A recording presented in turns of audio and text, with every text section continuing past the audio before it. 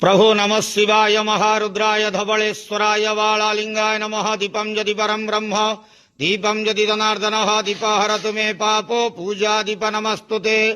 धवलेश्वराय वालालिंगाय नमो नमः। संसार सुखी रखंतु।